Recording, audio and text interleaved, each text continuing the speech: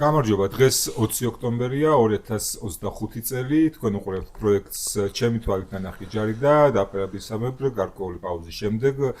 დაგვიბრუნდა გიგა ინაშვილი, მე რატიო მუჯედი ჟურნალისტი და ტრადიციულად ჩემს მეგობართა და თანამხმართან თადარიძის თავარსერჟანტ თორნიკე თორეძისთან ერთად და კიდევ ერთხელ გიგა ინაშვილთან ერთად უკვე ვაგრძელებთ საუბარს ჩემი თვალით ნანახი ჯარზე. როგორც ბოლოს როცა გიგაყავდა, დაგვირდით კომენტარებიდან შევარჩიეთ ისევ თემა და დღევანდელი თემა იქნება საქართველოს საჰაერო ძალები. სწორედ თქვი? რა გვაქვს, რა გქონდა, რა გვაკლია, რა იქნებოდა კარგი რო ყოლოდა და რა გჭირდება ყველაზე მეტი, ხო? კი ბატონო. დავიწყოთ, მოდი დავიწყოთ ეხლა არსებული მდგომარეობით. რა მდგომარეობა ესე რომ ვთქვათ, დამაკმაყოფილებელი თუ არც ისე თუ რა სიტუაცია? ძალიან დიდი თემა არის ეს და წინა ვიდეოების მსგავსად ესეც მოკლედ ის ვქნათ, ხო?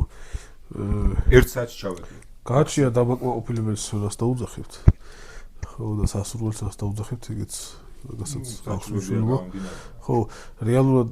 საქართველოს წინაშე რა სამხედრო საფრთხეებიც დგას, მაგის შესაბამისი საჰაერო ძალების აწყობას და შემდგომში ფუნქციონირებას, ხო, თავისი ყველა მიმართულებით. იმდენად დიდი თანხები ჭირდება, რომ ჩვენი თავდაცვის ბიუჯეტი ამ მოცემულობაში ჩვენი თავდაცვის ბიუჯეტი მაგას ნახოთ არ ეყოფა, მაგრამ ნუ იმის მინიმუმი არის რეალურად ეხლა რაც არის რეალურად შესაძლებელი, ხო? საფრენი აპარატები ახლა მეტნაკლებად ვინც არის ამ თემაში, ყველა ვიცის რა საფრენი აპარატები ყავდა. ხო, საქართველოს საჰაერო თანამედროვე საქართველოს საჰაერო ძალების ისტორია, ნუ ეს აფხაზეთის ომის პერიოდიდან იწყება. 19 სექტემბერი არის საჰაერო ძალების, სამხედრო საჰაერო ძალების დღე. როდესაც იზანის ერთვაზე პირველი გაფრენა შეასრულა 25-ით და მაგ პერიოდიდან იწყება უკვე და აფხაზეთის ომში ძალიან აქტიურად მოქმედებდა ქართული მოიერიშე ავიაციაც, სატრანსპორტო მირვა ტიპის ვერტმფრენებიც, Mi-24 ტიპის ვერტმფრენებიც დაიკარგა მათი გარკვეული რაოდენობა, სადღაც 7.25 ჩამოგვივიდეს აფხაზეთის ომში და იქით აფხაზეთის ომში ცნობილი ქართული პილოტი ასევე ჯიმი მაისურაძე, ხო, Mi-24-ით რომელიც დაფრინავდა, Mi-24-მაც საკმაოდ სერიოზული როლი ითამაშეს იმ ომში მირვა ტიპის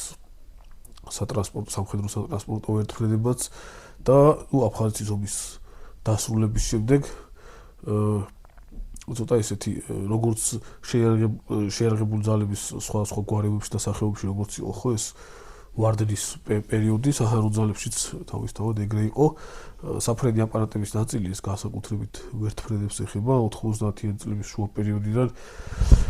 იგზავნება უკვე უკრაინაში იგივე Mi-24 ტიპის ვერტმფრენები და 2004 წლამდე იქ კარატოპის სარემონტო ქარხანაში რჩებოდა და საჰაერო ძალების შეიარაღებაში რჩებოდა მაგ პერიოდში სადღაც 7 ერთეული გამართულ მდგომარეობაში საბრძოლო მზადყოფნაში მყოფი Su-25 ტიპის მოიერიშე, რაღაც გარკვეული რაოდენობა მირვა ტიპის ვერტმფრენები და L-29 დელფინის ტიპის სასწავლო საბრძოლო თვითმფრინავები, რომლებიც შემდეგში შეცვალა L-39 ალბატროსებმა, ხო? და ნუ რაღაც ესეთი სერიოზული გამონათებები საჰაერო ძალებში არ ყოფილა, თუ არ ჩავთვლით იმას, რომ საჰაერო ძალებს პირდაპირ არ ეხება, მაგრამ ეს 2000-2001 წლებში ეს თბილისის საავიაციო ქარხანამ თბილავიამშენმა ეს Su-25 კაიმ სკორპიონი რო შეიმუშავა, ხო? მოდერნიზებული Su-25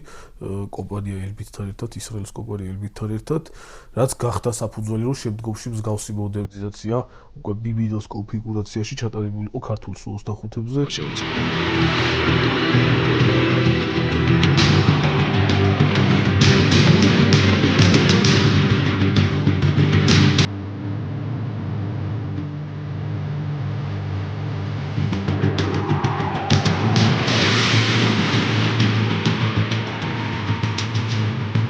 სულ 25 მიმინი. ეკიპაჟი ერთი სამხედრო მოსამსახურე. წონა 17350 კილოგრამი. მაქსიმალური საბრძოლო დატვირთვა 4340 კილოგრამი. მაქსიმალური სიჩქარე 1000, რეისერული 600 კმ/სთ. ფრენის სიმაღლე 7000 მეტრი. ფრენის სიშორე დამატებითი ავზებით 1980 კმ. საბრძოლო მოქმედების რადიუსი 500 კმ. ორი 4500-იანი ძრავი. საწვავის ხარჯი 4740. ერთი გამართვა 3660 ლიტრი.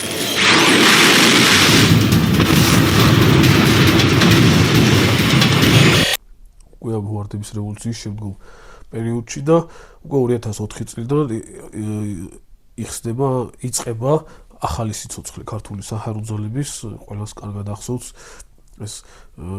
გახშირებული სწავლებები უკრაინიდან ჩამოდის ის წლობით ქარხანაში მდგარი ვერტფრენები რომლის რემონტის ღირებულებასაც არ იხდიდა მაშინდელი წინა ხელისუფლება ხო შევარდადის პერიოდის რამდენიმე მილიონზე იყო საუბარი და უკვე 2004 წლის აღლობის დიდი აღლობის სანაპიროზე რო ჩატარდა ურთაჭალაში ქართული საზოგადოება ხედავს რომ საქართველოს საჰაერო ძალებს უკვე Mi-24 ტიპის დამრტყმელი ვერტფრენები წავს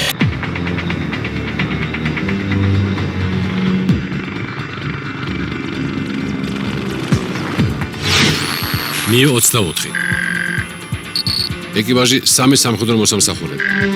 წონა 11500 კილოგრამი. მაქსიმალური საბრძოლო დატვირთვა 1500 კილოგრამი. მაქსიმალური სიჩქარე 330 კრეისერული 280 კმ/სთ. ფრენის სიშვერე 416, დამატებითი ავზებით 1000 კმ. ფრენის სიმაღლე 4500 მეტრი. საბრძოლო მოქმედების რადიუსი 220 კმ. აქვს 2200-იანი ძრავი. საწვავის ხარჯი 695. ერთი გამართვა 2100 ლიტრი. 4 12.7 კალიბრის ტყვიან ფრქვევი და 30 მმ-იანი ქვემეხი. 4 მართვადი რაკეტა 9M. 4 ბლოკი უმართავი რაკეტა S5 სულ 32 წელი.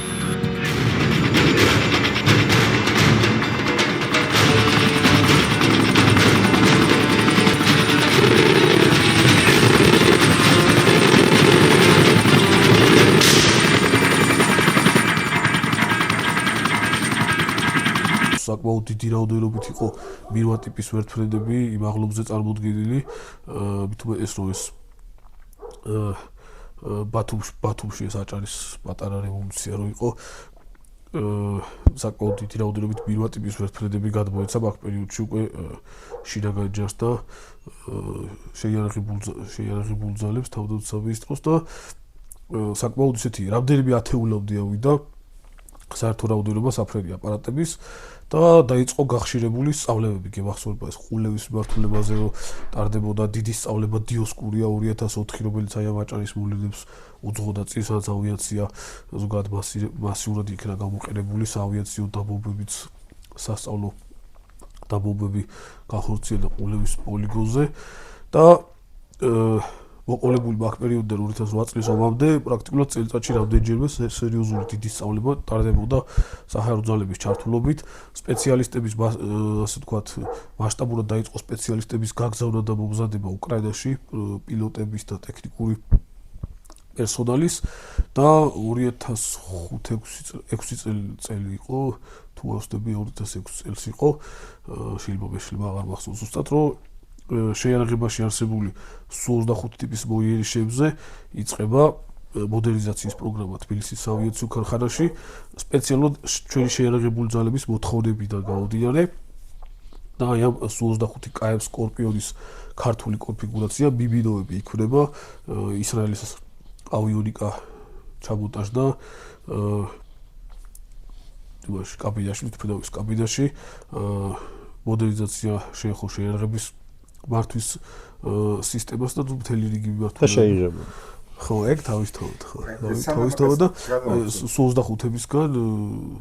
მოძველებული Su-25-ისგან საკმაოდ თანამედროვე თვითმფრინავები მივიღეთ რომლებიც 2008 წელს ომშიც იქნა გამოყენებული შემდეგში მაგის დეტალები მაინტერესებს სანამ მაგას განვავრცობთ თქვენ ან წვრთნების დროს ან მსახურის დროს რა შეხება გქონდათ ავიაციასთან ზოგადად ხა მასობრივად ესე ფილმებიდან ესე ვიცით რომ პილოტები რაღაცა ყველაზე ელიტური დანაყოფებია რეალურ ცხოვრებაში ჩვენთან როგორ იყო თუ გქონიათ რაიმე შეხება ან ერთობლივი წვრთნა ან დესანტირება თუ აი რა შეხება გქონიათ თქვენ ავიაციასთან ქვეითებს კი წვრთნების დროს გქონდა ძირითადად შეხება დესანტირებაზე იყო ძირითადად ეგრეთ წოდებული იროკეზების გამოყენება და უფრო ხშირად იყო ხოლმე მირვას ტიპის და ჩართულობა უკვე Mi-24-ით სასწრაფო მხარდაჭერის შემთხვევაში ან აი მაგათ ორფოლოში წვრთნების დროს ნახეთ პირველად ჩვენ Mi-24-ის ჩართვა და აი ეს პერიოდი აი ორი ვერტფრენი იყო იროკეზი და მირვა. დესანტირებაში მომანაცილება. პარაშუტთან მოხდა ხარ? პარაშუტთან აქ არა და ზოგადად კი. ეცრის დაზუსტება მინდა, აბარე ვისარგებლებ შემთხვევით, შენ თუ იცი დამიზუსტე მე. ანუ გამიგია რომ პარაშუტით რო ხდები, მიუხედავად რომ პარაშუტია დაცემის ძალა ესეთი მაგარია, რაღაც მეორე მესამე სართულიდან რო გადახტე და ახლობით იგივე ძალით ეცემი. ამდენად მართალია და მაგიტომ არის სპეციალური წვრთნები საჭირო რომ ფეხი არ მოიტეხო დაცემისთვის. მაგრამ ამდენად მართლა ესეთი შეგრძნება არის, ესეთი მტკივნეული ასე. ვერ შევადარებდი მესამე სართულიდან გადმოხტომას ნამდვილად ჩემთვის ძალიან დაზიანებული ფეხი მქონდა და საერთოდ ისე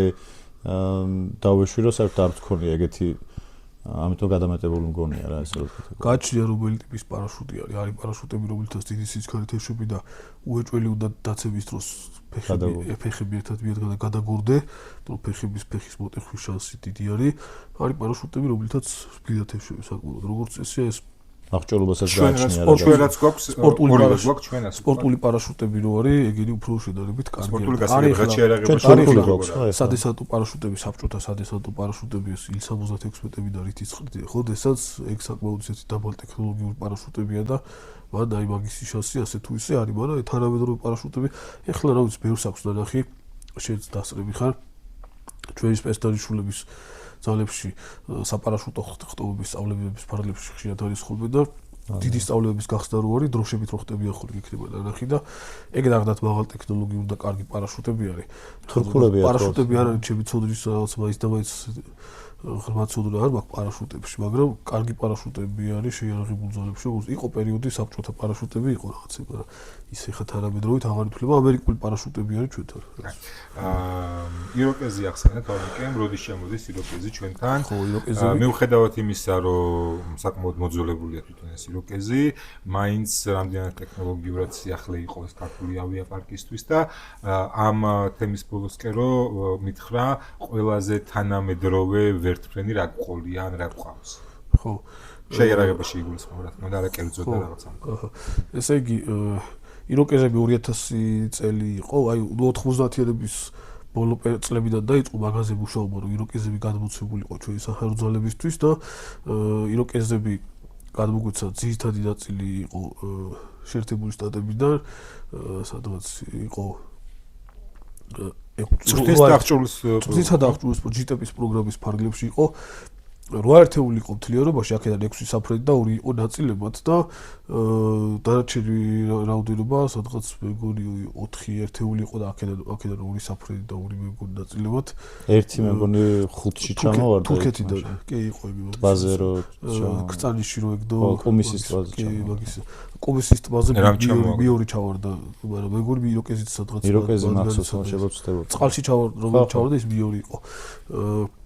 და თურქეთიდან გადმოგვიცა ნაწილი. UH-1 H-ები იყო, ამერიკიდან გადმოცემულები რაც იყო, მაგ ვერტფრენების უმეტესი ნაწილი ვიეტნამის ოფშიც იყო. მონაწილეობა ქონდა მიღებული, მაგრამ რა თქმა უნდა გარემონტებული, კაპიტალური რემონტი ჩაუტარდა და მაგის მერე გადმოცემული, ეგ ეხმარებოდა GTP-ის პროგრამის ფარგლებში გამოიყენებოდა იმის, რომ ეფექტურად აერომობილურ ოპერაციებში ჩატარებული იყო სწავლებები ამ ქვეითი ქვედანაყოფებისთვის და რომ ეგ იროკეზები დღემდე მოყვება საჰაერო ძალებს, გარკვეული რაოდენობა გამოაკლდა თავისთავად მთელი ინფრასტრუქტურა ეს ალექსეევკაში რაც გაკეთდა თავის დროზე შეერთებული შტატების მხრიდან მომზადდა თავისი სპეციფიკური იროკეზების ანგარი და ტექნიკური მომსახურების ინფრასტრუქტურების პილოტების მომზადებია ყველაფრად ამერიკული პროგრამით გაკეთდა. UH-1H ეკიპაჟი 3 სამხედრო მოსამსახურე. წონა 4300 კილოგრამი. მაქსიმალური საბრძოლო დატვირთვა 1300 კილოგრამი. მაქსიმალური სიჩქარე 230, კრეისერული 200 კმ/სთ. ფრენის სიშვერე 512 კილომეტრი. ფრენის სიმაღლე სტატიკური 1500, დინამიკური 4500 მეტრი. დესანტი 10 ადამიანი. ძრავის სიმძლავრე 1125. საწვავის ხარჯი 270. ერთი გამართვა 780 ლიტრი. სამწუხაროდ ვერ გადაიზარდა ეგ სხვა წლებში სხვა პერიოდში ყველას ქონდა მოლოდინები რომ ეს ყველაფერი მაინც გადაიზრდებოდა იმაში რომ შავი ქორების მოწოდებაც მოხდებოდა ჩვენი საჰაერო ძალებისთვის და შავ ქორებსაც აითვისებდნენ ჩვენები მაგრამ ნუ ამ ეტაპამდე შავი ქორები არ არის შეიძლება საუკეთესო ვარიანტი იქნებოდა ჩვენს ძალებს ეს იროკეზების გარკვეული ნაწილის შემდეგ ბოლო წლებშიც ჩაუტარდა გარკვეული მოდერნიზაცია სხვა პერიოდში უტარდებოდა ხოლმე რემონტები და მოდერნიზაციები და აი UH1H+ ისტორიაზე ჩაუტარდა წელი აღარ მახსოვს თუ როსტები 2009-11 წლები იყო სადაც ეგ პერიოდი ამერიკაში იყო გაგზავნილი ეს ვერტფრენები და ღრმა ასე ვთქვათ კაპიტალური რემონტი ჩაუტარდა და დღემდე რამდენიმე ერთეული ეხლა ზუსტად არ მახსოვს მაგრამ მცირე რაოდენობა იმდენი აღარ არის რამდენის თავის ის კითხვა მეცია რომ მისი მომსახურება ადგილზე შეგვიძლია თუ აი ეს ამერიკაში ან თურქეთში ან ნატოს რომელიც გააჩნია რადოვის მომსახურებაზეა საუბარი რაღაცა უმარტივესი ნაწილის გამოცვლა უჭირდებოდეს და დამზადება ნაწილის და ისა შესაძლებელი არის ეგ მაგრამ ეგ მთელი რიგი რაღაცებთან არის დაკავშირებული საფრენი აპარატია მაინც და რაღაცა დეტალს რო უცვლი გააჩნია ჭანჭიკი არის რაღაც ადგილზე შეიძლება რომელიც არაფერს არ ცვლიდეს ფრენის რეჟიმში მაგრამ არის რაღაცა ჭანჭიკები რომელიც ისეთ დეტალზე აყენია რომ შენ რო ამას ცვლი საერთოდ სხვა რაღაცით სერტიფიცირების კუთხით შეიძლება პრობლემები ქონდეს და საფრენი აპარატებზე ცოტა რთულად არის ეგ ძალიან რომ გავავრცოთ და შეგვიძლია უკვე რომ ამ კუთხით შევეხოთ აი 2008 წლის ომის მდგომარეობით რა ტიპის საფრენი აპარატები ყო მანამდე ერთსაც დავაზუსტებ იროკეზის შედარება მირვასთან თუ შეიძლება და რო შევადაროთ თუ შეიძლება სხვადასხვა წონითი კატეგორიები არის ეხლა ის იროკეზები რომელიც ჩვენ ყავდა და ყავს UH1H-ები არის ერთი ძრავიანი იროკეზები ეგ არის სუბუქი სატრანსპორტო თვითმფრინავი რომლის მაქსიმუმი არის ის რომ ჩვენ შემთხვევაში მინიგარის ტიპის ექსულიანის აბსოლუტური ტყვიამფრქვევები იყო დაყენებული და ნუ სუბუქის საცეცხლე მხარდაჭერა შეუძლია გაუწიოს სიტყვაზე გამოსაყვანად თუ მიფრინდა რაღაცა ჯგუფის გამოსაყვანად ან თუ სადღაც რაღაცა სადისატო ჯგუფი შეიყვანა და ან გამოყვანის შემთხვევაში სამედიცინო სწრაფად მობილური და ასევე უყედება პატარა მცირე ზომის ფერმები უყედება ფერმები არის ეგრეთ წოდებული ესეთი ბილი კვადრატის მსგავსი ესეთი მასალისგან გაკეთებული მოწყობილობა, რომელზეც სხვა ტიპის შეიარაღება შეიძლება დაიკიდოს და აი უმართავი რაკეტების ბლოკის ჩამოკიდება შესაძლებელია. მე საქართველოში არ მინახავს. ჩვენ არ ქონია იგი, მაგრამ ეგ შეიძლება იროკეზზე რომ დაიკიდოს 5 წალ უმართავ რაკეტას ჰიდრას ისრის ამერიკელებს ქონიათ ეგეთი კომპლექტაციები ვიეტნამში იყენებდნენ ჯერ კიდევ და რაც შეეხება მირვა უკვე დიდი ვერტფრენიანი მირვას ნუ სტანდარტულად შეუძლია 12 სრულად ეკიპირებული აი სრული ეკიპირებით მებრძოლის გადაყვანა შეუძლია გარკვეული კონფიგურაციით ეკიპირებული 24 მებრძოლის გადაყვანაც და შეიარაღების გარეშე ყოფილა შემთხვევები რომ მირვათი 50-60 კაცი გადაუყვანიათ აფხაზეთის ომში თუ როსტები დაფიქსირდა ეგეთი ის რომ არ ვიცი რანაირად ჩატიეს, მაგრამ სადღაც 70 კაცამდე ის და მირვაშია რა თავისივე. დიდი შიდა სივრცე აქვს მირვას, ბევრად მეტი ტვირთის გადატანაც შეუძლია, უძრავიანი არის, ას მირვას თითოეული ძრავი უფრო ძლიერი არის ვიდრე ეს იროკეზის ძრავები და შედარებაც არ არის, სხვადასხვა წონითი კატეგორიის ვერტფრენები არის. დაახლოებით სუბუქი პატარა სუბუქი რაღაც მანქანა რო შევადაროთ და რაღაცა დიდი ზომის რაღაცა ჯიპი რო შევადაროთ დაახლოებით ეგეთი რაღაცა სიმაღლეებზეც განსხვავება არის აი მაგალითად უფრო მაღალ სიმაღლეზე შეუძლია მირვას აფრედა და ფრედა და დაჯდობა და იროკეს ეგეთი რაღაცები არ შეუძლია სხვათა შორის იროკეზებით მომზადება რომ მიდიოდა ჩვენი პილოტების 2000-იანების დასაწყისში ძალიან სერიოზული მიღწევად ჩაითვალა დიდი მორბალო რო არის თან აი მან ასვლა და დაჯდობა რა როგორ დაყოფი ხო კი იარაჯული არის მაგის შემდეგ და ეგეც ხო კი ავიაციის ის კი და აი დიდ მორბალოზე დაჯდები იროკეზით და საკმაოდ სერიოზული სიმაღლის დამყრობად ითვლებოდა 3000 არის მეგონი საქართველოს მასშტაბით თუ სოფიოს მასშტაბით ზოგადად ხო იროკეზების შესაძლებლობები და გამომდინარე და მირვასთვის ეგ ახლა არაფერი არ არის თუშეთში ბევრად უფრო მაღალ ძუძს დაფრინავდა. არგი პასუხია კითხვაზე ყველაზე მაღალ ტექნოლოგიურ ტექნოლოგიური ვერტფრენი რა და ხო, კი, მაღალ ტექნოლოგიური როგორი თემა ყველაზე რაც ხდება მათ შორის გულის. თავისი პერიოდისთვის Mi-24 საკმაოდ მაღალ ტექნოლოგიური იყო, ერთ-ერთი პირველი სრულფასოვანი მოიეში დამტკბელი ვერტფრენად ითვლებოდა. ანუ ურთულესი ასე ვთქვათ, ნაკეთობა არის მთლიანობაში, როგორც ნაკეთობა ეგრე რომ განვიხილოთ. ტექნოლოგიების კუთხით, აი დეტალების შესრულების კუთხით და ნაკეთობების იგივე ძრავი როგორი ნაკეთობა არის, ხო, შესრულების კუთხით იროკეზი მაღალი დონე არის ძალიან, მაგრამ აი ბევრად უფრო თანამედროვე და მაღალ ტექნოლოგიური იყო. მოდი ეს ახალგაზრდებზე რომ ვილაპარაკოთ, თლიანად საქართველოს ვიღოთ, აი სუპერპუმები რო იყო და კიდევ არის, ხო? სუპერპუმა რომელიმე ძალას გადაეცა, მე მგონი არ გადაეცა. არა, მეგონი არ მაქვს მაგაზე ინფორმაცია. ეს მეგონის ხო, ანუ სამოქალაქო ქონდა სამაშველო კონფიგურაციები იყო თავის დროზე და ის სუპერპუმები რაც იყო, მათ შორის ზოგი ძველი იყო, ზოგი ჩვეულებრივი პუმა იყო მაშინ. მეორადი ნაყიდი იყო სუპერპუმები. აი სუპერპუმები Mi-24-თანაც, Mi-8-თანაც, იროკესთანაც შედარებით უფრო ახალი და ის კონკრეტული კონფიგურაცია ბევრად უფრო მაღალ ტექნოლოგიური საფრენი აპარატი იყო და არის კიდე რაღაცა ვერტფრენები, აი მაგალითად ევროკოპტერის აი მაგაზე მინდა მეკითხა შეერაღებულ ძალებს არა, მაგრამ ეხლა შეიძინეს სამაშველოსთვის. ეგენი ძალიან ერთ-ერთი საუკეთესო ვერტფრენები არის, ეგენი სამაშველო დანიშნულებით კი მსოფლიოში ერთ-ერთი საუკეთესოები არის და კარგია რომ გამოჩნდა ეგეთი ვერტფრენები. ზოგადად აი განვითარება რა მართულებით უნდა განვითარდეს თუ გინდა მაგასაც შევეხოთ და იქ აზრს დავაფიქსიროთ. ხო, ბარემ ვერტფრენები მაგ თემით ამოვწუროთ და მე გადავიდეთ 2008-ს. აქვე შეგახსენებთ რომ თუ კი არხი ჯერ არ გაქვთ გამოწერილი, ახლა გამოვიწოდოთ არხი, თუ ამდენი ხანი გიყურებთ და ვიდეო არ დაგილაიქებიათ, ეხლა ზუსტად ეგ დროა რომ ვიდეო დაალაიქოთ, იაქტიურეთ კომენტარებში გამოთქვით თქვენი აზრი, თქვენთვის საინტერესო თემები ჩამოწერეთ და ჩვენ ესე პერიოდულად გავუბრუნდებით ხოლმე და ვეცდებით რომ მაქსიმალურად თქვენი ინტერესი დავაკმაყოფილოთ და ეხლა ვერტფრენებზე გავაგრძელოთ რა იქნებოდა კარგი, რა აღჭირდებოდა და ასე შემდეგ მთელი რიგი ნიუანსები და გამომდინარე და მთელი რიგი გარკვეული დეტალები და გამომდინარე, რაც მარტივად გასაგებია მსვენელისთვის, რა თქმა უნდა, საბჭოთა რუსული სტანდარტის ვერტფრენებზე ჩვენ სწორებას ვერ გავაკეთებთ, ანუ მირვა ვერ იქნება და მირვას თანამედროვე ვარიანტები ხო ჩვენ საჰარო ძალებში რაღაცა მომავლის ვერტფრენი, ძირითადი ვერტფრენი არც დიდათ ეს ევროპული ევროკონსორციუმის ევროკოპტერის ვერტფრენებზე უნდა გავაკეთოთ აქცენტი ალბათ, უფრო აი ამერიკული ვერტფრენები ეს რადგან იროკეზი კარგად არის ათვისებული წლებია ჩვენთან, თავისთავად უნდა მივიდეთ იქამდე რომ UH-60-ები, შავი ქორებიც გამოჩნდეს შეიარაღებულ ძალებში რაღაცა ეტაპზე ჩვენთან და დიდი ზომის ვერტფრენებსაც შეეხება. აი ზოგადად თაგორიანი რელიეფის ქვეყნებისთვის ძალიან მნიშვნელოვანია შეუმფრენების პარკის გამართული პარკის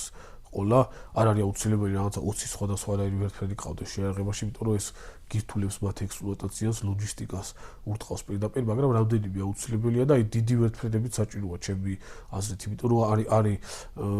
მშვიდობიან პერიოდში თავისთავად და საომარ სიტუაციაშიც ეხლა მაღალმთიან რეგიონებში დიდი რაოდენობის ტვირთების ზოგადად საბრძოლო მასალების დიდი რაოდენობის ცოცხალი ძალის აყვანა შეიძლება დაგჭირდეს, ამიტომ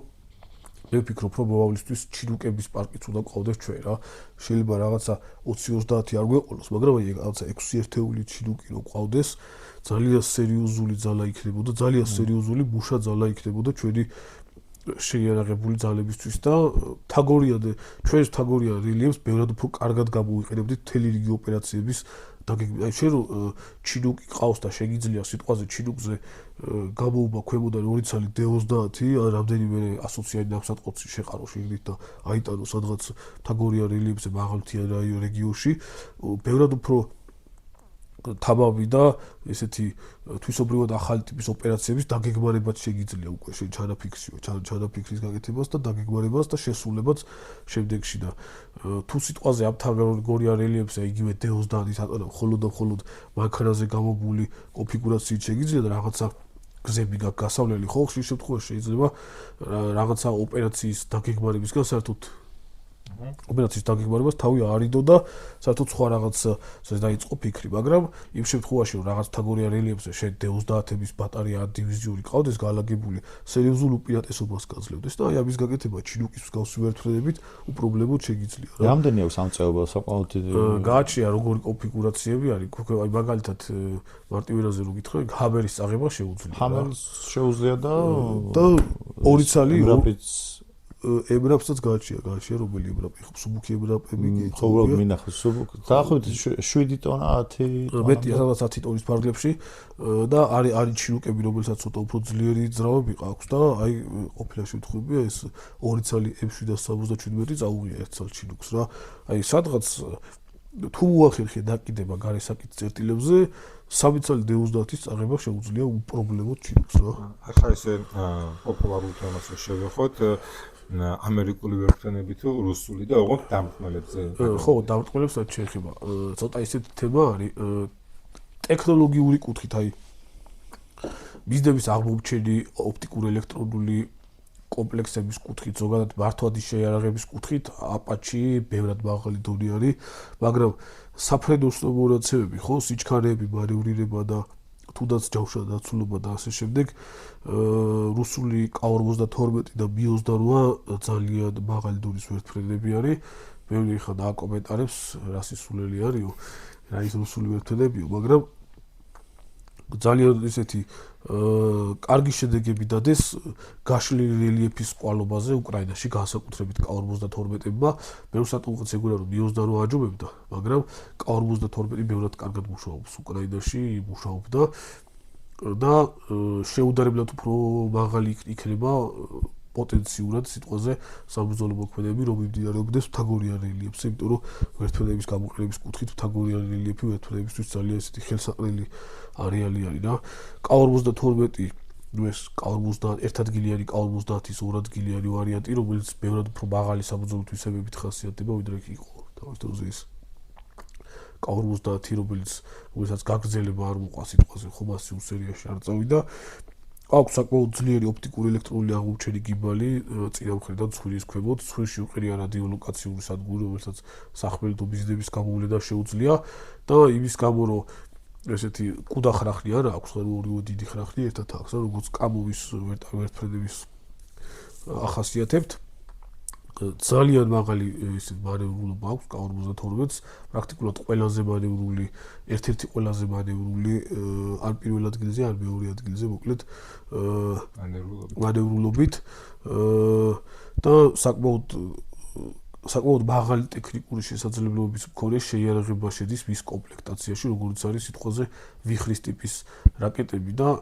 ელმურის ტიპის რაკეტები ახალი ელმურის ტიპის რაკეტები რომელიც ბოლო წლებში შევიდა მასიურად მათ შეიარაღებაში შესაბამისად K-52 ძალიან ესეთი აღგარიშვალსაწევი ძალა არის და Mi-28 უფრო მძიმედ დაჯავშნული ვერტმფრენი არის Mi-28 უფრო მილის საკონსტრუქტორო ბიუროს ანუ Mi-24-ის გაგრძელება არის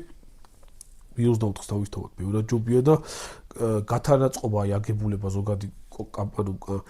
უძახოთ ხო აი ვერტმფრენის აპაჩს წაგავს ძალიან თუნდაც ძრავების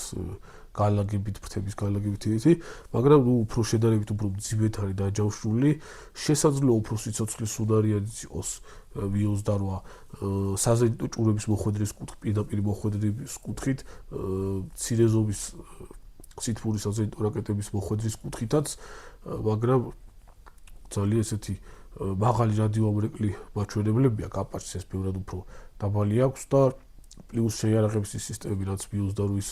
შეიარაღების კომპლექტაციაში შედის შედარებით უფრო დაბალ ტექნოლოგიურ და ნაკლები შესაძლებლობების მქონე არის ვიდრე აპაჩის შეიარაღების სისტემა მაგალითად აპაჩის მრავალფეროვანი ჰელფაიერების მთელი ოჯახის სროლა შეუძლია სხვადასხვა მანძილებზე მაშინ როდესაც Mi-28 ძირითადად ატაკას ტიპის რაკეტებს იყენებს ატაკას ზემგერთით აქცაცი რამდენგო რაკეტებია ნურსებს იყენებს ატაკას იყენებს და ნუ ცხვირში ჩაშენებული 30 მმ-იანი 252 ტიპის ქვემეხი აქვს ცხვირში ჩაშენებული ანუ ცხვირის ქვემოთ კიდია იგივე ქვემეხი რა ჩვენ რა გვაქვს პეუზიანი და საკმაოდ მაღალი საცეცხლი ძალა აქვს რა Mi-28-ს ჩვენ შეიარაღებაში ნუ ის Mi-24-ები რაც ვახსენე ხო კრაკაძილებს ვეძახიან Mi-24-ები როგორც წეგან ვახსენე ეს ცნობილი ლეგენდარული ქართველი პილოტი ჯიმი მაისურაძე რომელიც აი ვერტმფრენების მიმართულებით ლეგენდა არის ხო ქართულ საჰაერო ძალებში და პრაქტიკულად შეიძლება ითქვას რომ ისეთი რაღაცები აქვს ნაკეთები მაგაც Mi-24-ით რომ Mi-24-ის ერთ-ერთი საუკეთესო პილოტების სიაში შედის ხო პოსტ საბჭოთა სიუცეროლოგად მათ ვისაც Mi-24-ები ყოლია შემდეგში ეს Mi-24-ები როგორც გითხარი რემონტზე იყო და დაუბრუნდა უკვე 2004 წლიდან საჰაერო ძალებს სამი ერთეული ყოვოთ. წირავდერობა იყო შემოჩენილი, რომ ნაწილი დაიგარგა აფხაზეთის ომში და ეს Mi-24-ები საკმაოდ მალევე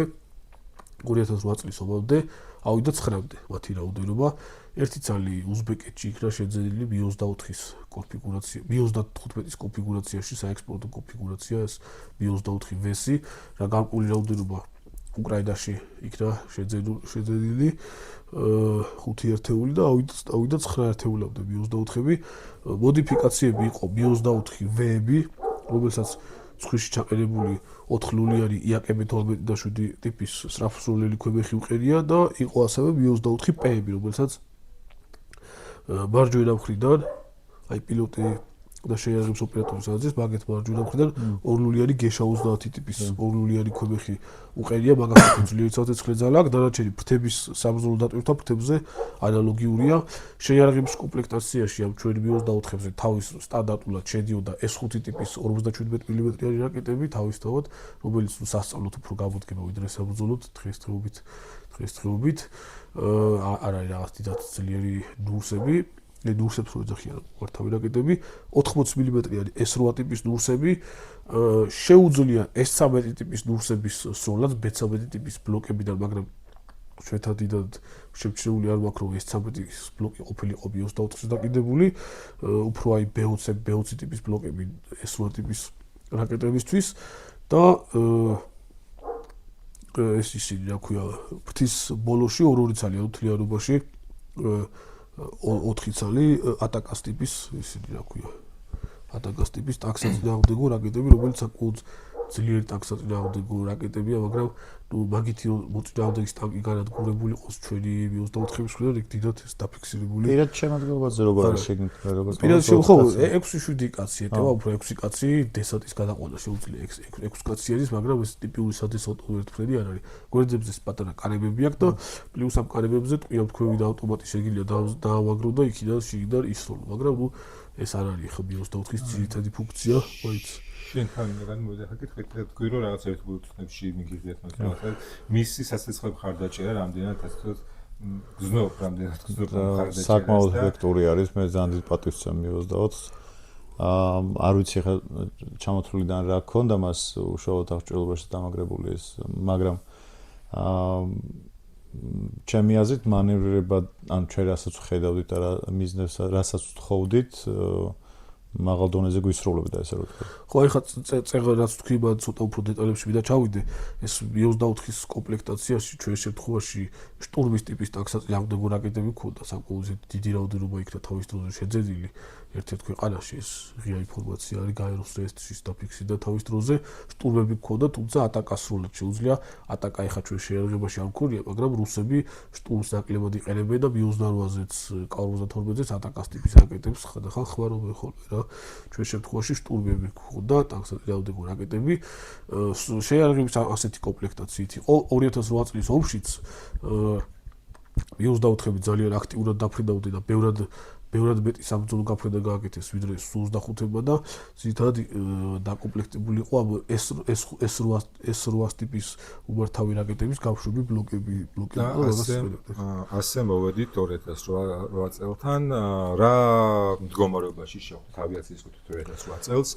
რა გამოვიყენეთ, როგორ გამოვიყენეთ, რადგან ვერტფრენებზე საუბრობდით, მაგრამ ერთი გაგონილი ამბის დაზუსტებით დავიწყებ, თუ კი დამიდასტურებთ რომ იმის გამო რომ მეზენიტეებს არ აღმოეჩინათ მაგისტრალს გააყოლეს ქართული Mi-24-ების ესკადრილია გარკვეულ წერტილამდე რომ უფრო უსაფრთხოდ მისულიყვას რამდენად მართალია თუ მითია არ მახსოვს სიმართლე გითხრათ შეიძლება რაღაც მომენტში მაგისტრალის გაყოლებითაც ეფრინათ მაგრამ არსებობს ერთი-ორი ვიდეო შემოჩენილი სადაც Mi-24-ების შეფრენა ჩანს მაგალითად წრივალში ასფალტის ქარხნის მიმართულებით რო შედიან და ურტყავენ გარკვეულ მიზანს საკმაოდ ესეთი სერიოზულად იმუშავეს მოკლედ Mi-24-ება ძალიან დაბალ სიმაღლეებზე დაფრინავდნენ სათადარიგო დაჟდობის საწვავის შევსებისა და შეიარაღებით შევსების ადგილები იყო მომზადებული რამდენიმე თბილისიდან გორამდე თბილისთან ახლოსაც იყო გორის მიმდებარეთაც იყო თუ როსტოვის სადღაც კასპიისკაც იყო რა თქმა უნდა ეს ზუსტი ადგილმდებარეობა არ არის აუცილებელი მაგისი თქვა მოკლედ მოწინააღმდეგეს არ აღმოჩენია არადაირ დარტყმა არ მოხდა რა B-24-ის განლაგების არეალზე და საკმაოდ ისე დაფრინავდნენ რა განსხვავებით Su-25-ისგან რომლებმაც ერთი საბრძოლო გაფრენა გააკეთეს 8-ში დილის საათებში B-24-ები მეგონი ბოლო გაფრენა 11-ში თუ 12-ში განახორციელეს და უკვე ჯარები რო გამოდიოდა გორიდან მაგ დროს შეფრინდნენ ცხინვალისკენ B-24-ები და ერთ-ერთი რუსული სადესანტო ქვედანაყოფის კოლონას დაარტყეს სადესანტოზე რატო ვიძახი ხა განადგურებული კოლონის ფოტოები დაიდო სადაც იყო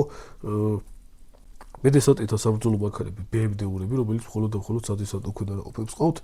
დამწვარი განადგურებული ეს ალუმინის ჯავშნიანი მანქანებია და მთლიანად დამდგარი იყო რამდენიმე ცალი რა ეს გამდრარი ალუმინი ასფალტზე ხო სერიოზულად იყო და აი დადუღებულს რასაც ეძახიან ხოლმე აი მაგ მდგომარეობაში იყო და ურალებზე გამოვული ვასილიოკის ტიპის 82 მმ-იანი ავტომატური ყუმბარტყოცები სერიოზული კოლონა გაანადგურეს ეს ბოლო შეფრენა რო იყო მანამდეც რამდენიმე შეფრენა გააკეთეს ითო უშუალოდ ცხინვალის გარშემოც კოლონებსაც ურტყავდნენ და სტაციონარულ მიზნებსაც 2008 წლის ომის დასაწყისისთვის B-24-ები 9 ცალი ერთეული ყავდა სამწუხაროდ ერთი ერთეული დაზიანდა არასაბრძოლო სიტუაციაში კუდი დაუზიანდა და შემდგომ სენაკში მახსოვს იქ ხო აი სენაკისების კი აღარ დავოვისწრე ой სენაკისები რო დაწვეს აეროდრომზე ეს არასაბრძოლო იყო თავისთავად აეროდრომზე იყო მდგარი წყობრიდან იყო გამოსული და ერთი B-14 ტიპის ამფიბია ვერტმფრენი დაწვეს და თუ არ ვსწრები 2 B-24 იყო თუ ერთი იყო აღარ მახსოვს ზუსტად მეგონი ერთი ცალი იყო და ერთი ცალი აქეთ თბილისის მიმართულებით რო ჯდებოდა დაჯდობის დროს თუ აფრენის დროს დაუზიანდა კუდანაწილი მეგონი დენის იმისი რა ხო ეს გადავცემებას გამოსდო ეგ რომელიც 2006 წელი არა 2008-ზე ხო ეგ იყო რეალურად ზიანი რაც B-24-ს მიადგა და ის დამწვარი რო ჩამოთვალოთ რითი შევხვდით და რითი დავასრულეთ ესე იგი 9 ერთეული B-24 მირობის რაოდენობა აღარ მახსოვს მაგრამ საკმაოდ ბევრი იყო მირობის მაგ დროს გამართულ მდგომარეობაში და ძირითადად შეიარაღებას ეზიდებოდნენ აქეთ-იქით და პირადი შემოქმედება გადაყავდათ იროკეზები სადღაც 6 ერთეული იყო გამართული მდგომარეობაში და ძირითადი დამრტყმელი ძალა Su-25-ები 12 ერთეული Su-25 ყავდა უკვე განსხვავებით 2004 წლიდან როცა 7 ერთეული Su-25 იყო მთელი წლების განმავლობაში ემატებოდა Su-25-ები და 12 ერთეულამდე ავიდა 12 ერთეული საბრძოლო მდგომარეობაში ყოფი მაქედან იყო 2 ცალი UB სასწავლო საბრძოლო რომელსაც ასევე შეუძლია რა თქმა უნდა დაბომბების განხორციელება და საბრძოლო ოპერაციის ჩატარება და მათი ნაწილი რამდენიმე ერთეული იყო BB-DOS დონეზე მოდელიზებული ინფორმაცია ეხა რაც არის ამ ეტაპზე ოფიციალური ინფორმაცია რაც ბევრჯერ გაჟღერებული ჟურნალ არსენალშიც არაერთხელ დაიწერა და იმ დონეს ინფორმაცია არის გაჟღერებული რაც საჭიროა რომ იცოდეს ხალხმა რეალურად და ფართო მასებმა 6 ერთეული Su-25-ის გამოყენებით 8-ში დილის საათებში სადაც 6 საათის 6 და 7 საათამდე იყო დრო გაფრენა განხორციელდა 6 ერთეული Su-25 თვითმფრინავები იყო დატვირთული ფაბ 250-ებიც ეკიდა ზოგ თვითმფრინავებს მაგრამ უმეტესობაზე ეკიდა ფაბ 500-ები და ოფაბ 500-ები სხვრივად ფუგასური და ფუგასური ბომბები რამდენიმე მიზანი იყო ეხლა როკის გვირაბი იყო თუ არა მიზანი მეთქი მაგას ვერ გეტყვი მაგრამ ძირითადი მიზნები იყო გუფთის ხიდი და ის კოლონები რაც აი ძარის გზაზე და ძარის გზის ზემოთ კიდე გუფთის ხიდის ზემოთ ტრანსკავკასიურ მაგისტრალზე და ტრანსკავზე გადაადგილდებოდა ცხინვალის მიმართულებით ხო როკის გვირაბიდან შემოსულები იყო ეგეთი შემთხვევა რომ ერთმა Su-25-მა ბომბები ვერ ჩამოყარა და ტექნიკური გამომართავობის გამო ბომბები არ ჩამოცვიდა და მოუწია უკან გამოფრენა ასევე მოუწია ერთ თვითმფრინავს უკან გამოფრენა და საბოლოო ჯამში 4 Su-25-მა გააკეთა დაბომბვა და დაბომბვა მოხდა რუსულ კოლონებზე კოლონა მოდიოდა ვიდეოც არსებობს და ის ვიდეო ჩასვია ახლა აი ამ მომენტში კარგი არ თქვა რომ მე ვეღარ პოულობთ ხოლმე მაგ არა ეგ ვიდეოები დევს ჩემს არხზე ვიდეოს რუსული კოლონა რომ მოდის ამ ბეტერებზე ზიან რუსების ზემოდან გადაიფრეს ქართული Su-25 და ფუგასურ ბომბებს უყრის და ეს აფეთქების ტალღაც კარგად ჩანს მოკლედ და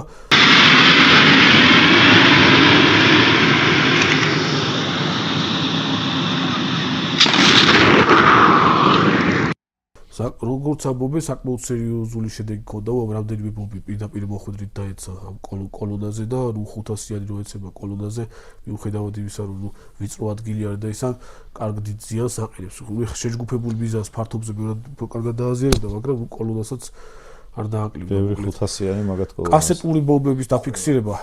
კასეტური ბომბების გამოყენება, ანუ 25-დან კასეტური ბომბების RBK 500-ები რაც არის, ხო, ეგენი არ დაფიქსირებულა ჩვენი მხრიდან, მაგას უფრო რუსები იყენებდნენ, გამოიყენეს ჩვენება მსხვილად ფუგასური ბომბები და ბევრი სხვა. დანაკარგი რა ქონდა? 25-ში დანაკარგი არანაირი არ ყოფილა, ანუ სრულად მე მახსოვს საბრძოლო დანაკარგი ავიაციაში არც ქონია, არასაბრძოლოზე. საბრძოლო დანაკარგი არ ქონია, არასაბრძოლო იყო მარდეული რო დაიბობა, იქ მდგარი კუკუროზნიკები, ანური ტიპის ბიპლანები დაიწვა რამდენიმე ერთეული და სამწუხაროდ იქ პირადი შემადგენლობაც დაიღუპა. ახლა მახსოვს ზუსტი რაოდენობა სამწუხაროდ, მაგრამ რამდენიმე ადამიანი იყო თუ არ ვცდები რა. ხო და ესეთი 25-ები ზუსტად რომელი აეროდრომებიდან ფრიდდებოდნენ მაგას არ აქვს ახლა დიდი მნიშვნელობა, მაგრამ საქართველოს ტერიტორია იყო ამენაკლებად ათვისებული დასავლეთ საქართველოს, აღმოსავლეთ საქართველოს და ბევრად უფრო მეტი იყო ალბათ მოსალოდნელი 25-ებისგან, მაგრამ ყველაფერი ისე არ ხდება ახლა როგორც ჩვენ გვინდა. როგორც ობამდე იგეგმება, ყველაფერი ისე არ გამოდის ხოლმე, ხო რა თქმა უნდა. ომის დროს განსაკუთრებით იმ სიტუაციაში, რომ რუსებმა საკმაოდ ბევრი საზეიმო სისტემა შემოიყვანეს ომის დღეებში, ტუნგუსკები განსაკუთრებით, რაც განსაკუთრებული საფრთხე იყო 25-ებისთვის, სტრელაათები, ბუკები ნუ მოგვიანებით შემოვიდა და იყო ოსააკაევის ტიპის სისტემები, რომელიც აი ამ ტრანსკამის გარშემო არეალის დაცვაზე დადგნენ უკვე მალევე, მაგრამ 25-ებმა მაინც პირველ საათებში მოახდინეს. დამოუკიდებლობა და მალევე გამოჩნდა უკვე ჩვენს სახაროს სივრცეში 27-ები და MiG-29-ები განსაკუთრებით, რომ სანამ ომის შემდეგ პერიოდზე გადავალ, ერთი თემა მინდა ეშენ აეროდრომები ახსენე. მე ესეთი რაღაც თუ სწორად მახსოვს ისრაელში რაღაც ტრენინგზე იყო ესეთი საუბარი, რომ მაგისტრალები, ეს ჰაივეი რასაც ეხიან, არის ისე მოწყობილი, რომ შეეძლოს საბრძოლო თვითმფრინავებს აფრენა. თუ გვაქვს საქართველოში ეგეთი პრაქტიკა? ბევრ ქვეყანაში არის ეგრე გაკეთებული, მაგალითად აი უკრაინაში ახლა ყველაზე ბოლოს სადაც დაფიქსირებული, უკრაინაში 25-ები და MiG-29-ები ტრანსებიდან ფრინდებიან ხოლმე. ეგ ჩვეულებრივი ამბავია, საბჭოთა კავშირის დროსაც კეთდებოდა ეგეთი გათვლები. საქართველოსაც შეიძლება მაგაზე არ გავაკეთებ ხუთი კომენტარს, არ მაქვს მაგაზე არანაირი ინფორმაცია, რომც იყოს და ისა, ეგ არ არის მოკლედ სალაპარაკო თემა, იმიტომ რომ არ უნდა იცოდეს მაგაზე ინფორმაცია, არ უნდა ქონდეს პოტენციურ მოწინააღმდეგეს, თუმცა თეორიაში ახლა რო ვთქვათ, არის რაღაცა გარკვეული ადგილებზე გზები, საიდანაც 25-ს შეუძლიათ დაჯდომა და აფრენა, მაგრამ საკმაოდ ესეთი განიერი გზა უნდა იყოს და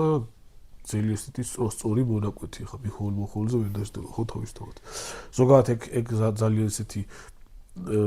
თემა არის, აეროდრომების თემა და ეს გზების როგორ ტიპის გზები გაქვს. ძალიან პირდაპირ მომაშია და პირდაპირ განაპირობებს იმას, თუნდაც ეს პატარა ქვეყანა ხარ, როგორ ტიპის ავიაცია უნდა ყავდეს და ზოგადად მაგ კუთხით თუ გვინდა რომ საუბარ სიტუაციაში ჩვენმა ავიაციამ იფრინოს და ისევ მიწაზე არიჯდეს, ხო, როგორც 2008-ში იყო მოიერში ავიაცია, რომ ერთი გაფრენა, მეორე არაფერი არ არის, ხო?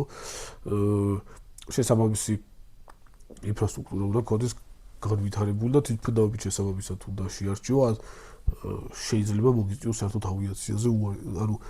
თვითმფრინავი ბომბების გამოყენება. მოიერში ავიაცია საერთოდ უარის თქვა შეიძლება მოგიწიოს და ნუ თავდაცვის აი 2000 რომელი წლები იყო 2015-16-17 წლებში უფრო ადრეც 2010-დანაც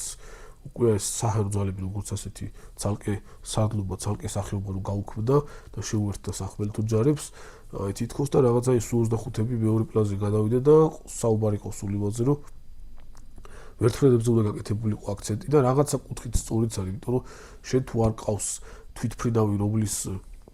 რომელიც მშვიდობიან პერიოდში აღლუმზე კი დაფრინავს, მაგრამ საუბარ სიტუაციაში ვერ ფრინდება აეროდრომიდან და აეროდრომზე გაგინადგურო, შეიძლება პირდაპირ რეაქტიული артиლერიით და ტაქტიკური რაკეტების დარტყმით, შეიძლება არ ზღირდეს მაგის შეიარაღებაში.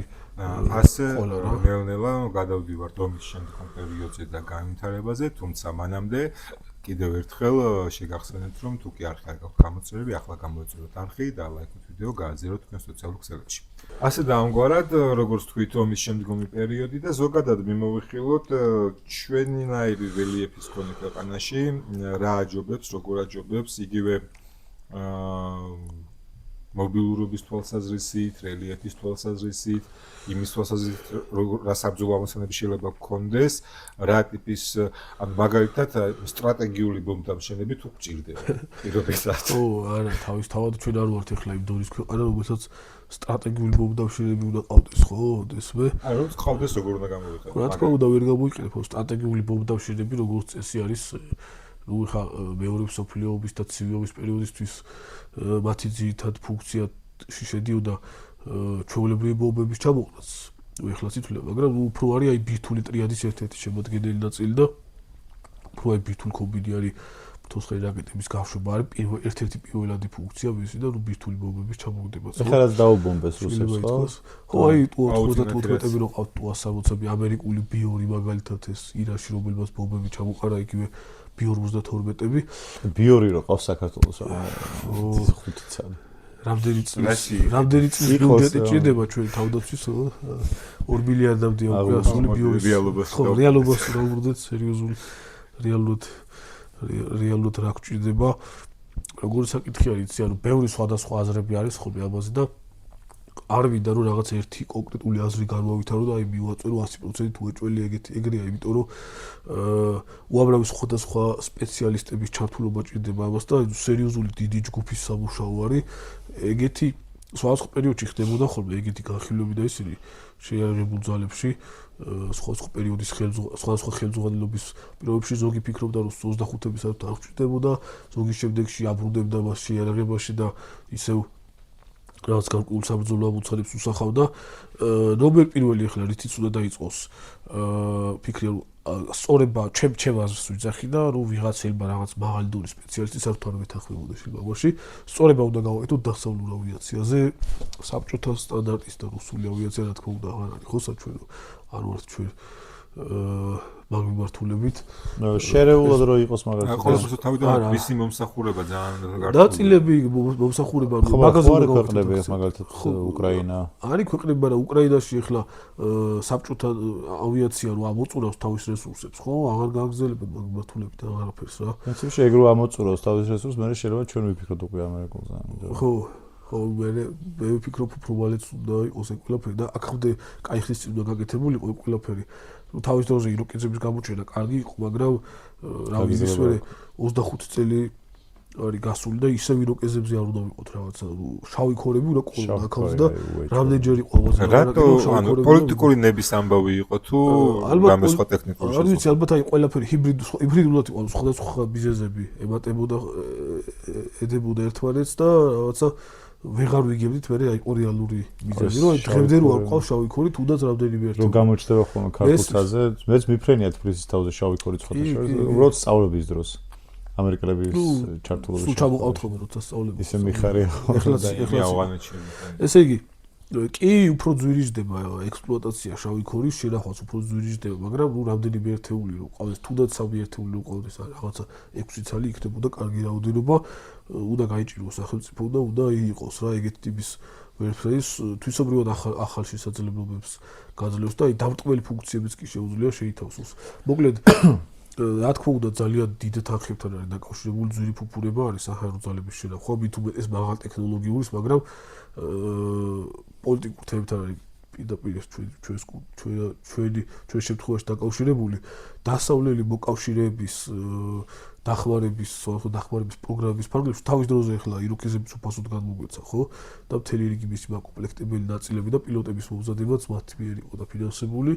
რაღაცა მსგავსი პროგრამების ფარგლებში შესაძლებელია გაკეთდეს ვერტმფრენების პარკი არის ნომერ პირველი ამოცანა დამტყმელი ვერტმფრენების მიმართულებით ახლა B-24-ები რო ამოწურავენ თავის რესურსს ხო რა თქმა უნდა B-28-ზე და K-52-ზე ვერ იფიქრებ ხო ეს სრული აბსურდი არის არც რაღაცა ევროპული ვერტმფრენებიც არ არის მაინც და მაინც დიდად ჩვენთვის სასუ ერთადერთი რაც არის ეს T-129 ატაკი თურქული ვერტმფრენი რომელიც იტალიური აუგუსტას ვარიაცია არის ეს არის სუბუქი კატეგორიის დამტყმელი ვერტმფრენი არის იგივე წოდითი კატეგორია არის რაც აი კობრა მაგალითად აპაჩის ან B-28-ის კატეგორიაში არ გადის სუბუქი დამტყმელი ვერტმფრენი არის ეს T-129 ატაკი რომელიც თურქეთის საჰაერო ძალებს ყავს უსახმელდო ჯარების მხარდაჭერისთვის არის ერთფერდფრენი. აი მაგ მიმართულებით შეიძლება რაღაცა ფიქრით ან თურქეთი მეზობელი ქვეყანა არის და მაგ კუთხით ლოჯისტიკური კუთხითაც ტექნიკური მომსახურების კუთხითაც კარგი ვარიანტად შეიძლება ჩაითვალოს, მაგრამ რაღაც კუთხით პოლიტიკური კუთხითაც იგივე დანახარჯების კუთხითაც ამერიკული კობრას რაღაცა შედარებით თანამედროვე კონფიგურაციები იყო პერიოდები რაღაც გარკვეული შესაძლებლობები იყო რომ ჩვენ შეგვძლებოდა აი ვაიპერების კობრას ესეთი ძლიერი ვარიაცია არის ორძრავიანი ვაიპერების დათრევა მოდი ესეთ სიტყვას რატო ვერ დავითრიეთ და მე ერთ-ერთმა ქვეყანამ ჩაიგდო ხელში ეგ ვაიპერები საზღვაო ქვეითთა კორპუსისთვის გაკეთდა თავის დროზე ეგენი და რამდენიმე ერთეული ვაიპერი მე გამოთავისუფლდა ერთ-ერთ ქვეყანას აღარ მიაწოდეს და იყო შანსები რომ სურველ ქვეყანა თუ სერიოზულად დაინტერესდებოდა რაღაც ისეთი მოკავშირე ქვეყანა შეიძლებოდა მიეწოდებინათ მათთვის მაგრამ ჩვენ არ აღმოჩნდით ეგ ქვეყანა და კობრა სხვა კობრები ხო არის ახლა აპაჩისკენ რო არ გავიქაჩოთ პირდაპირ კობრა შეიძლება იყოს გარდამავალი ვარიანტი მით უმეტეს ტექნოლოგიურად კობრა არის იროკეზის ბაზაზე იროკეზის ბაზაზე შემარ დაუძახოთ მაგრამ იროკეზის ტექნოლოგიური გაგრძელება არის ხო და ძალიან გავს ტექნოლოგიურად ეგ ერთფრენები ერთმანეთს და ის პილოტები რომელსაც იროკეზებზე უფრენიათ კობრაზე გადასვა მარტივად რა ბევრად უფრო რთული არის იროკეზი და პირდაპირ გადასვა იმაზე რა ქვია შავქორზე ხო აი იროკეზიდან კობრაზე რო გადასვა ჩვეულებრივად აი იფრენს რა კობრად ხო სხვა ტანი აქვს საერთოდ კი სხვა ერთფრენები არის და კობრა და იროკეზი გვანან ერთმანეთს აი კობრა კარგი ვარიანტი იქნება თან საკმაოდ ძლიერი ერთფრენი არის კობრა რა განსაკუთრებით თუ თანამედროვე არის თანამედროვე კონფიგურაციები არის Hellfire ტიპის რაკეტების გაშვება შეუძლია და განსაკუთრებით მნიშვნელოვანია რომ აი ტაქსაწინააღმდეგო კონფიგურაციაში ჩვენთვის ძალიან ისეთი გამოსადეგი იქნებოდა და პერსპექტივაში მე შეგვიძლია აპაჩებზეც ვიფიქროთ როდესაც წლების შემდეგ ვიძახი როდესაც უფრო ხელმისაწვდომი კარგადაც ჟღერს ნახე თავის ძალებმა რამოდენიმე ათეული კობრა შეიძლება არავის ეგონა თავის დროზე რომ ჯაველინებზე რომ მოსწრებდით გახსოვს ისლები 2000 ეხლა ძალიან ბევრი ჯაველინი გვაქვს რა ბევრი ქვეყანაზე აი რაღაცა პერიოდის შემდეგ ეს აპაჩიც რეალური გახდება ჩვენთვის რა თვითმფრინავებზე რო გადავერთოთ რა რისი გაუმჯობესება ხო სატრანსპორტოებზე ეხლა IU-60-ზე შავქორზე წეღარ ვილაპარაკე და შავი ქორი და რამდენიმე ერთეული ჩინუკი აი ძალიან კარგი იქნებოდა ჩვენთვის რა და შედარებით ესეთი მეორე ხარისხოვანი ფუნქციების არასაბრძოლო ფუნქციებისთვის რა სხვა ტიპის ევროპული სატრანსპორტო ერთფერდებით შეიძლება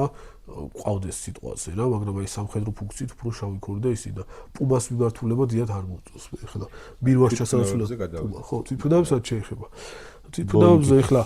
Su-25 ცოტა ისეთი თემა არის Su-25 ყავს იმიტომ რომ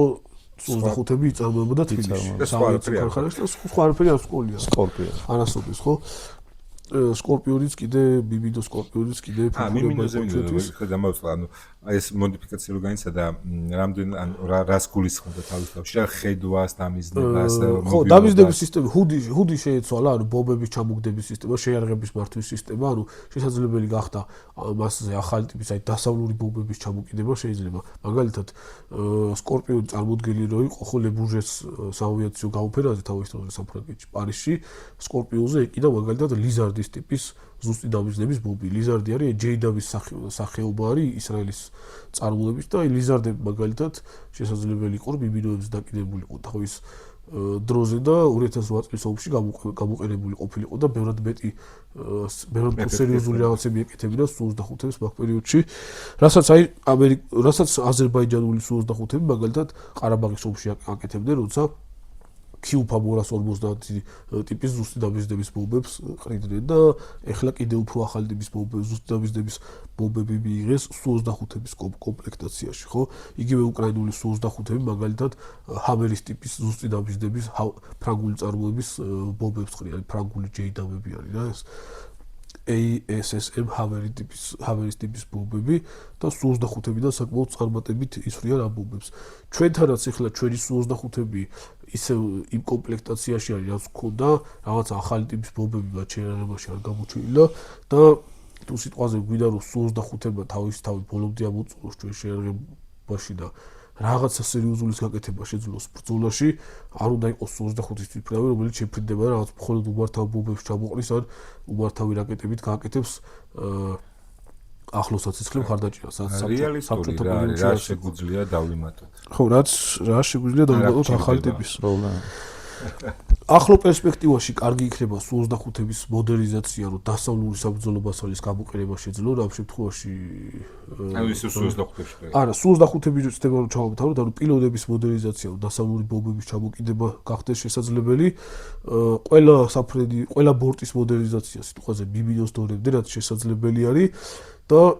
სააეროდრომო ინფრასტრუქტურის განვითარება, რომ ბევრი სხვადასხვა ადგილებიდან მოახერხო რაფრენა. უამრავი საბჭოთა აეროდრომია საქართველოს შემორჩენილი, რომელიც არ გამოიყენება ამ ფუნქციით და ახსადგენი არის ეგენია. ეხლა ვაზიანს სამოქალაქო აეროპორტად გადავაკეთებთ და ყველაფერი კარგად. ხო. მე ვიძახი სერიოზულ პერსპექტივაზე, სერიოზულად რა დასკვნა გამაქვს, პლუს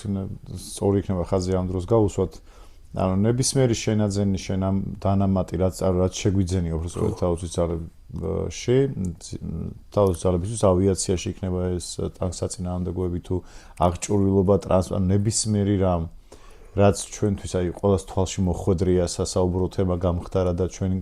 თავისუფლად გაუზიარებია მოუტანია ურთიერთობებს რა დასავლეთთან ურთიერთობას და სწავლებების ანუ რაღაც ნაწილის სწავლებებში ის რომ ჩამოდის შენს ქვეყანაში და შენ ტექნიკას ნახულობთ არ ჩამოდის. შემთხვევით არ ჩამოდის ეგ თავისთავად და პლუს ნახულობენ და მე იქ მიდის უკვე ხელშეკრულების საფუძველი მანდ ეყრება და ამიტომ კარგი იქნება ის სწორად გაუსწრე ამ ხაზი რომ როგორც გადმოგვეცა ხა ეს იროკეზები არავინ არ ფიქრობს რომ ჯავერნებსაც შევეცდ მაგრამ შესაძლებელია ამ ხრივ ურთიერთობის გაღრმავება რომ საუბარი მაინც დავიწყოთ შავქორები ჩემი აზრით თავის ზარებს საქართველოს თავის ზარებს დაახლოებით 10 წლის ისტორია უნდა კონდეს უკვე ქართულსაზე მე მეგონი ბევრად მეტი იმიტომ რომ შავი ქორები პირველად რეალურს ვიძახი ბო საუბარი რომ მიდიოდა 10 წლის წინ იყო მახსოვს რომ აი თვითონ ამ პილოტებთან საუბრობდით რომ აი ეხა შავი ქორები შემოვა შავი ქორები პირველად საქართველოში იყო სწავლებაზე ჩამოყალიბებული 2005 ან 6 წელი იყო მე რას ვიძახი შესყიდვის ჩვენთან რო ყოფილიყო მაგას ვიძახი თორე ხო ამიტომ არის მნიშვნელოვანი ზოგადად დასავლეთთან კომუნიკაცია ამიტომ სტრატეგიული პარტნიორობა და ეხა გადავერთეთ იმაზე აი თვითმფრინავების თემა ცოტა რომ ჩავამთავროთ რატო ვიძახდი Su-25-ზე რაღაცა რომ ყავს შენ იმისი შესაძლებლობის მაქსიმუმი უნდა ამოწურო რა მაგალითად აი მაგალითისთვის რო ვთქვა ხო შეიარაღებაში გაქვს ქვეითებში RPG-7 ხო თუ შენ ამ RPG-7-ზე არ იყენებ ოპტიკურ სამიზნე მოწყობილობას რომელიც მისი ძირითადი სამიზნე მოწყობილობაა და რომლითაც შეუძლია პრაქტიკულად უამრავი სხვადასხვა ტიპის ჭურვის ზუსტი სვლა თუ მის ჭურვების ნომენკლატურა რომელიც ათეულობით სხვადასხვა ტიპის ჭურს მოიცავს ხო თერმობარულებს ტანდემურ კუმულაციურების სხვადასხვა ვარიაციებს თუ შენ რაღაცა 2-3 ტიპის ჭურვი გაქვს მხოლოდ და იძახი რომ RPG-7 არ ვარგა რაღაცა ბევრი არაფერი შეუძლია შორს ვერ ისირვის და ამ დროს არსებობს თანამედროვე RPG-7 შედარებით თანამედროვე ჭურვები, თანამედროვე ოპტიკური ხელსაწყოები, იგივე ბულგარული წარმოების, რომელიც საშუალებას გაძლევს, რომ მეტნაკლებად თერმობარული ჭურვებიც კი და მსხვერპლად ფუგასური ჭურვებიც არსებობს და მსხვერპლად ჭურვებიც 2 კილომეტრამდე ისროლოს ჯგუფური სამიზნეების წინააღმდეგ, რაც ნუ ესეთ ჭურვები გვაქვს შეიარაღებულ ძალებში. არის და სიტყვაზე შეუძლია მრავალფეროვანი ტანდემური ჭურვების სროლა, რომელთაც პრაქტიკულად ყველანაირი ტანკის განადგურება არის შესაძლებელი სხვა პროექციებიდან და საკმაოდ სერიოზულ იარაღად გადაიქცევა RPG-7, როდესაც შენ ამ ჭურვებს ყიდულობ და პირად შემადგენლობას ავარჯიშობ. გარო ჯერსოს და ხო, Su-25-ზე და სხვა თვითმფრინავებიც ეგრე არის, ანუ Su-25 თავისი პოტენციალი ჩვენ შემთხვევაში რა თქმა უნდა, ჩვენ რეალურად ესე მარტივი შეფასება რომ გავაკეთოთ, ვიყენებთ Su-25-ის შესაძლებლობების ალბათ 30-40%-ს რა. აი აზერბაიჯანელები ალბათ არიან უკვე გასულები 60-70%-ზე Su-25-ების შესაძლებლობების, Su-25-ების კომპლექტაციაში შეიარაღებაში აქვთ უკვე აზერბაიჯანელებს ბომბები, რომელიც შეუძლიათ ჩამოაგდოს Su-25-დან და ბომბი პლანირებით ვიფრინავს 50-60-70 კილომეტრამდე პლანირებადი ბომბები და ზუსტად ეცემა მიზანს. წარმოიდგინე Su-25 ფრინდება მარნეულში, აგდებს იქვე ბომბს და ეს ბომბი პლანირებით ვიფრინავს და იქვე შემდეგში ეცემა ჯავაში, ისე რომ გორთანაც კი არ შეფრინდება Su-25 რა. ანუ აქ რო საერთოდ იცვლება ამ თვითმფრინავის თუ კი ჩვენ სრულად ავითვისებთ მის შესაძლებლობებს და ბოლომდე სანამ დაფრინავს და სანამ რესურსი კიდე აქვს. ხო არის თუ არა თავისი კლასის და შესაძლებლობის ამბავში საკმარისი. კარგ შოუფენერის კარგ პაკთან ერთად სხვა სტილის, სხვა მოდიფიკაციის თვითმფრინავებამდე. კი, მაგასაც შევეხები გამარადგურებლებსაც. შევეხები ახალ 25-ზე. კი, 25 არის სპეციალიზირებული მოიერიში არის საბჭოთა პერიოდში მას უნდა ემუშავა ახლოსაცეცხლე მხარდაჭერაზე უმართავი რაკეტები და ბომბებით, ასევე სხვა ტიპის მართავდი რაკეტებითაც, მაგრამ უნდა ემუშავა შენი გამარადგურებლების საჰაერო ბატონობის პირობებში, რომ ეს პანტაბუნდით არ ჩამოეგდოთ შენი Su-25-ები. როდესაც მოწინააღმდეგის გამარადგურებლები ბატონობენ ჰაერში Su-25 ბევრს ვერაფერს გააკეთებს და თუ გინდა რაღაცა გააკეთოს, კიდე საბრძოლო მოქმედების არეალიდან გარეთ უნდა იმუშაოს და იქ შორი მანძილებიდან ისროლოს სხვა ტიპის რაკეტები, ხო? თანამედროვეობაში შეიქმნა უამრავი სხვა საბრძოლო მასალა, საავიაციო საბრძოლო მასალა, რომელიც შეიძლება Su-25-ზე ჩამოკიდო და თვითობრივად ახალ შესაძლებლობას აძლევს ამ თვითმფრინავს. მაგალითად, ბათუმის აეროპორტიდან შეიძლება აფრინდეს Su-25 და რაკეტა ექსტრა საავიაციო ვარიანტი გაუშვას, რომელიც გაფრინდება 150 კილომეტრზე და რაღაცა გუდაუთაში მოხდება შემდეგ რაღაცა ბიზნეს, ხო? საერთოდ სხვა თვითმფრინავს იღებს სხვა შესაძლებლობებით რა. აი ამ მიმართულებით უნდა წავიდეთ. რა თქმა უნდა, განკუთვნილ დანახარჯებთან არის დაკავშირებული, მაგრამ გასაკეთებელი არის თუ გვინდა რომ რაღაც სერიოზული შეეძლოს ამ თვითმფრინავებს ჩვენ შეერაღებაში და სტანდარტული კომპლექტაციით ბევრი აღარაფერი შეუძლია Su-25-ს თანამედროვე ომში. და ეხლა უკვე დაპირებული გამანადგურება. ხო, რაც შეეხება მრავალფუნქციურ ავიაციას, რომელიც არის რეალობა და რა მიმართულებითაც უნდა წავიდეთ შემდეგ პერსპექტივაში, ხო, შემდეგი წლების პერსპექტივაში, ეს უნდა იყოს თავისთავად, ანუ ქვეყანა, რომელიც არის პატარა ქვეყანა, შეზღუდული შესაძლებლობების არ უნდა აკეთებდეს აქცენტს ბევრი სხვადასხვა მიმართულებით სპეციალიზირებულ თვითმფრინავებზე, ხო? ეს ამის ფუფურება უფრო დიდ ქვეყნებს აქვს და მთელი დიდ ქვეყნებსაც არ აქვს ამის ფუფურება, ხო? ანუ საუბარი არის იმაზე, რომ ცალკე ყავდეს რაღაც გამანადგურებლები, ცალკე მოიერში თვითმფრინავები და ასე შემდეგ. მრავალფუნქციური გამანადგურებელი ბომბდამშენები, როგორც არის F-16-ის სხვადასხვა ვარიანციები, მათ შორის ესეთი კონფიგურაციები, რომელიც აი უკრაინას მიეწოდება, არის მსუბუქი წონდი კატეგორიის ერთძრავიანი გამანადგურებელი და ჩვენთვის არის ერთ-ერთი ყველაზე პერსპექტიული მიმართულება ეს F-16-ები რეალურად ღირსეული შემცვლელი იქნება სწორედ Su-25-ების და ბევრად უფრო მეტი შესაძლებლობებიც ექნება მოწინააღმდეგის გამანადგურებლების ჩამოყრად შეუძლია და რაც ძალიან მნიშვნელოვანია ხმელეთზე შეუძლია მიზნების განადგურება ზუსტი დამიზნების საბრძოლო მასალებით შორი მანძილებიდან რაც გამორჩეულად მნიშვნელოვანია როდესაც შეგყავს მცირე რაოდენობის ავიაცია და დროში ხარ შეზღუდული ზუსტი დამიზნების საბრძოლო მასალებზე უნდა გააკეთო აქცენტი. ამიტომ სააეროდრომო ინფრასტრუქტურის განვითარება, პილოტების მომზადება და შენარჩუნება სასწავლო საბრძოლო ავიაციით, ეს ალბათ რუსები ამ კუთხით საკმარისი არის ამ ეტაპისთვის და ფიქრი F-16-ების ინფრასტრუქტურაზე და ინფრასტრუქტურის შექმნაზე და F-16-ის ზოგადად F-16-ის ტექნოლოგიის შესწავლაზე ჩვენთან როგორც ავიაციის ავიამშენებლების მიმართულებით, ანუ ავიაციის ტექნიკოსების მიმართულებით, რომ ზოგადად ეს სისტემა შეისწავლონ და მისი მომსახურება შეძლონ და თავისთავად პილოტების მომზადება ეს საკმაოდ გრძელვადიანი დიდი პროექტია, რომელიც არის სახელმწიფო მნიშვნელობის პროექტი უნდა იყოს, იმიტომ რომ არ არის ეს რაღაცა ისეთი პროექტი, როგორც სიტყვაზე ავტომატის შეცვლა არის, ხო, რომელიც საკმაოდ მარტივად მოხდა თავის დროზე კალაშნიკოვის M4-ით ჩანაცვლება, ახალი ტიპის გამანადგურებლის მიღება, მით უმეტეს ჩვენ არის პატარა ქვეყნისთვის სტრატეგიული დონის რაღაცა ნაბიჯი არის ქვეყნისთვის და F-16 და ზოგადად ამერიკული გამანადგურებლები ამ კუთხით არის ყველაზე პერსპექტიული ჩვენთვის რა. სხვა ესეთი ანალოგი ნაკლებად აქვს. მადლობა, თემა რა თქმა უნდა სულად ვერ ამოვუწურებთ, იმიტომ რომ ამოუწურავია, თუმცა ყველაფერს აქვს რაღაცა რესურსი და შეზღუდვა. დიდი მადლობა ყველას, ვინც თითქმის საათის ცოტა მეტის განმავლობაში ჩვენთან ერთად იყავით. მადლობა არხის თვითონ გამომწერს, მადლობა თქვენ ვინც ალაიქებთ ვიდეოს, თქვენ კი ვისაც ჯერ არ გაქვთ არხი გამოწერილი, ახლა გამოიწერეთ და აქვე დავაანონსოთ შემდეგი ეპიზოდში ისევ გიგაგვიყოლება, ისევ თქვენი თემებიდან შევარჩევთ და გვაქვს პრინციპში უკვე შერჩეული დავაანონსოთ, ექნება აფხაზეთში და ოსეთში სეპარატისტების ხელში არსებული შეიარაღება და იქ არსებული მდგომარეობა. მოკლედ ასეთ იქნება შემდეგი სასაუბრო თემა. მადლობა დროებით მომავალ ორ შაბათამდე.